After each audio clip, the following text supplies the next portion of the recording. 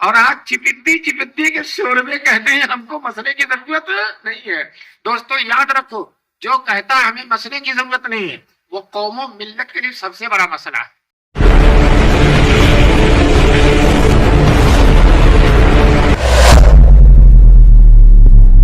ساری دنیا کے علماء اس کی اجازت دے رہے ہیں، لیکن یہ تنے تنہا آدمی فتووں پر تبصرہ کر رہا ہے بیٹھ کے کہ کیا آپ سوچئے، عقل سے سوچئے، آپ فتوے چھوڑیے، اپنے دل سے فتویٰ لے لیجئے۔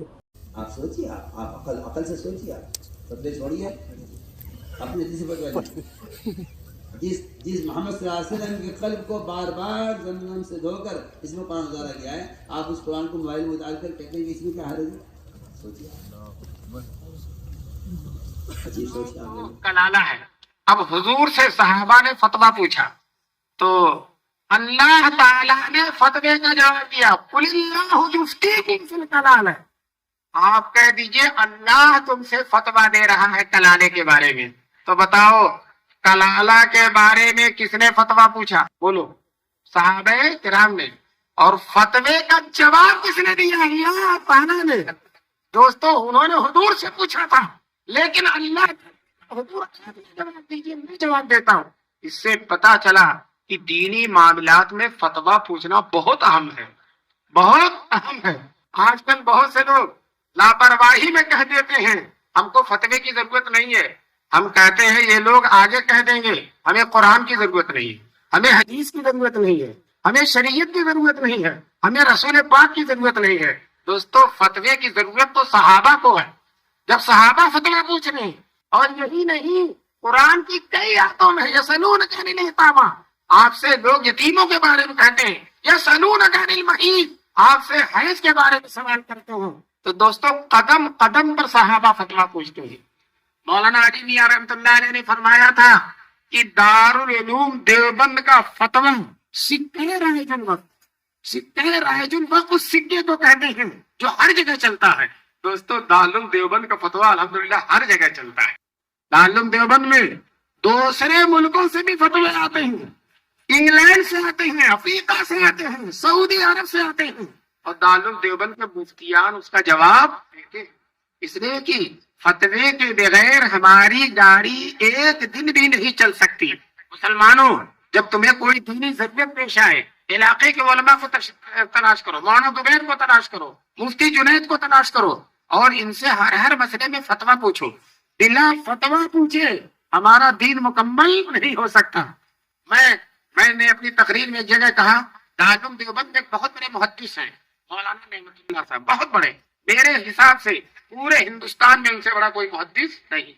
ایک دن اپنے گھر سے آ رہے تھے، چھتے کی مسجد سے، میں راستے میں مل گیا، مجھے حضرت کہاں جا رہے؟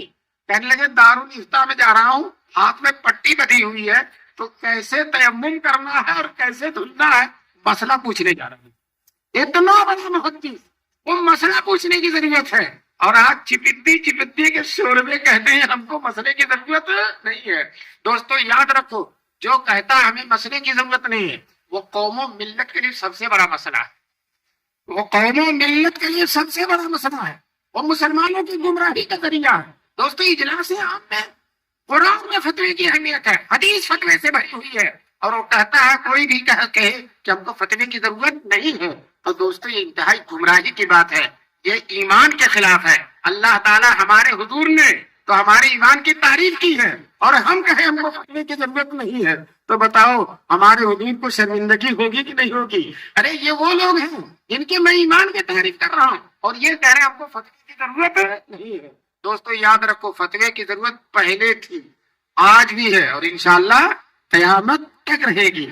اور فتوے کے بغیر، شیخ سعدی بہت بڑے عالم گزرے ہیں، وہ کہتے ہیں اگر خون فتویٰ مریضی پر روا نہ بر حکم شرع آب خوردن خناس، اگر شریعت کا حکم نہیں ہے تو پانی پینا بھی غلطی ہے۔ چنانچہ آپ کسی بھی مفتی عالم سے پوچھ لو رمضان میں دن میں پانی پی سکتے ہیں تو کہے گا پانی پینا جائز نہیں ہے۔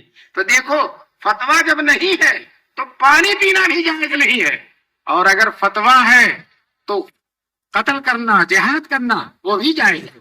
بتاؤ حضور نے، صحابہ نے جہاد کیا ہے کہ نہیں؟ اللہ کے دشمنوں پر تلوار اٹھائی کہ نہیں؟ تو فتوے سے تلوار اٹھائی جائے تو بھی جائز ہے، اور فتوا نہیں ہے تو پانی پینا بھی جائز نہیں ہے۔ پتا چلا ہمارا دین فتووں میں گھرا ہوا ہے۔ اللہ تبارک تعالی ہم سب کو صحیح معنوں میں اپنے دین پر چلنے کی توفیق نصیب فرمائے۔ اور آخر میں اب میں اعلان کرتا ہوں معاذ زبیر کی طرف سے، انشاءاللہ ہر سال جلسہ مغرب بعد ہوگا انشاءاللہ۔ کب ہوگا؟ مغرب بعد انشاءاللہ۔ عشاء کی نماز دیر میں ہوگی، اور انشاءاللہ عشاء کے بعد کھانا کھا کر لوگ جائیں گے انشاءاللہ۔ جب دین کی باتیں سنی ہے، روحانیت ملی ہے، روحانیت کے ساتھ ساتھ تھوڑی سی مادیت بھی مل جائے گی انشاءاللہ۔ مدرسے کی تقریر جس طرح سے اچھی ہے، مدرسے کی زیارت جس طرح سے اچھی ہے، تو مدرسے کا کھانا بھی اچھا ہے، رونق ہے، روحانیت ہے۔ اس کھانے کو کھائے بغیر جائیے گا نہیں۔ کہتے ہیں ایک واقعہ سنو، کتنا ہے رہ گیا ٹائم؟ اچھا، ایک واقعہ سنا کر بات کو ختم کرتا ہوں۔ ہمارے چاروں امام